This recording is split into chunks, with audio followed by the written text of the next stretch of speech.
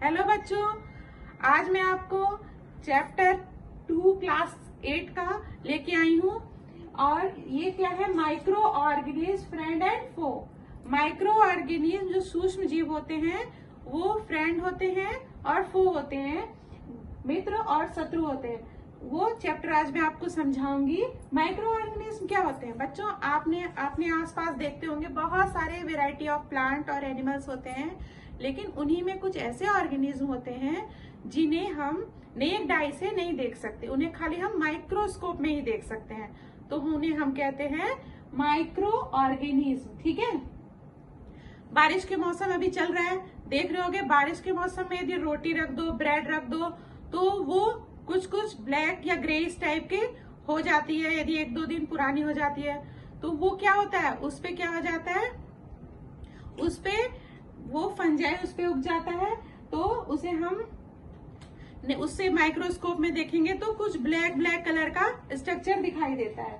एक हम एक्टिविटी 2.1 है, उसको हम करेंगे।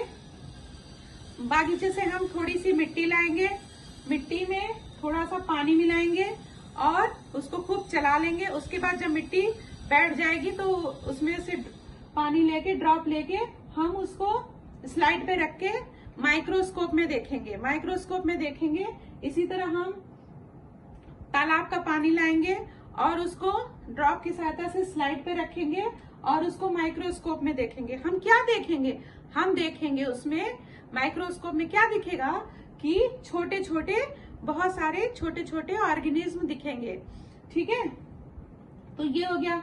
अब हम पढ़ेंगे माइक्रो ऑर्गेनिज्म कितने प्रकार के होते हैं। उन्हें 4 मेजर ग्रुप में बांटा गया है: फंगी, बैक्टीरिया, प्रोटोजोआ और एल्गी। ठीक है, फंगी, बैक्टीरिया, प्रोटोजोआ और एल्गी।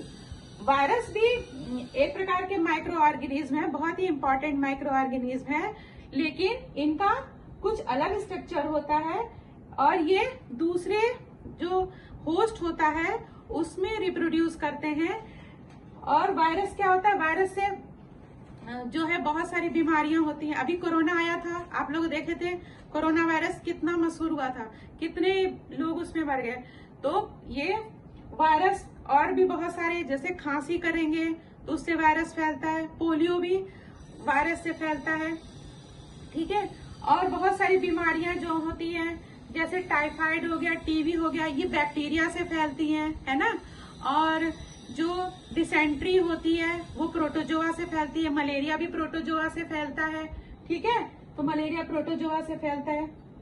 अब हम पढ़ेंगे where do micro organism live. Micro organism कहाँ रहते हैं, कहाँ वो पाए जाते हैं? तो माइक्रो ऑर्गेनिज्म में 2 प्रकार से होते हैं, यूनिसेलुलर और मल्टीसेलुलर। यूनिसेलुलर में बैक्टीरिया होते हैं और सम काइंड ऑफ एल्गी होते हैं और प्रोटोजोआ होते हैं। और मल्टीसेलुलर में बहुत सारे एल्गी होते हैं और फंजाई होते हैं। ठीक है, फंगी होते हैं जो, ठीक है। और ये देखिए, आप इसके स्ट्रक्चर देख सकते हैं। ब्रेड पे जो फंगी लगा होता है उसका कुछ स्ट्रक्चर ऐसा होता है। और एल्गी आप जानते क्या होते हैं? एल्गी जो होती है, जब भी आप अपने कहीं जहां पर पानी ज्यादा इकट्ठा होता है तो ग्रीन ग्रीन कलर का जम जाता है ना, ग्रीन ग्रीन का जो जम जाता है वो हिंदी में उसको शैवाल और इंग्लिश में एल्गी कहते हैं। ठीक है, वो एल्गी पूरी तह सी जम जाती है। ठीक है, वो स्पाइरोगैरा नाम की एल्गी का स्ट्रक्चर कुछ इस तरह से होता है। अमीबा का होता है, अमीबा तो पानी में, गंदे पानियों में ज्यादातर मिलता है और इसका स्ट्रक्चर कुछ इस तरह से होता है। वायरस का स्ट्रक्चर कुछ इस तरह से होता है। अब micro organism and us. Micro organism हमें किस तरह से हेल्पफुल होते हैं? माइक्रो ऑर्गेनिज्म हमारे लिए एक फ्रेंड की तरह होते हैं। ये क्या, किस चीज में काम आते हैं? कर्ड बनाने में।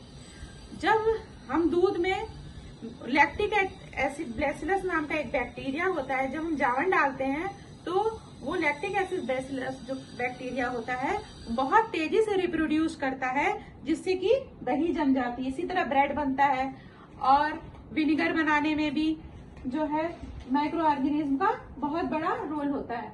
हम इसके लिए एक एक्टिविटी 2.3 है, इसके लिए एक हम पैन लेंगे और उसमें क्या लेंगे, मैदा लेंगे, थोड़ा सा चीनी डालेंगे और गर्म पानी डाल के उसको पहले मिलाएंगे, फिर उसमें थोड़ा सा ईस्ट पाउडर डाल देंगे, ठीक है।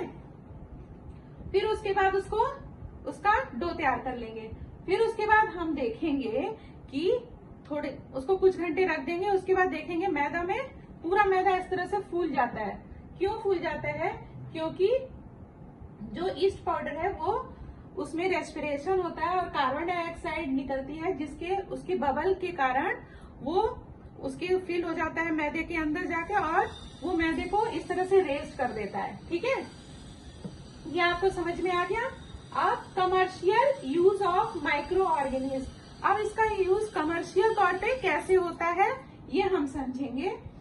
उसके बहुत सारे, जैसे कि हम अल्कोहल बनाने में, विनीगर बनाने में, पिकल बनाने में, पनीर में, चीज बनाने में, ये सब बनाने में हमें इसका प्रयोग किया जाता है माइक्रो ऑर्गेनिज्म का, ठीक है।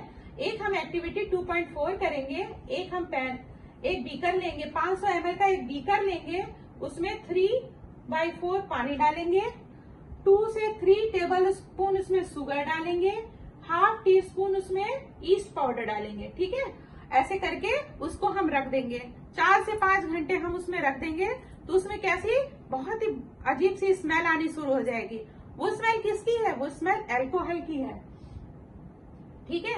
तो वो स्मेल अल्कोहल की, उसमें शुगर से क्या बन गया, अल्कोहल बन गया। शुगर से क्या बना, अल्कोहल बन गया। The process of conversion of sugar into alcohol is known as fermentation. जो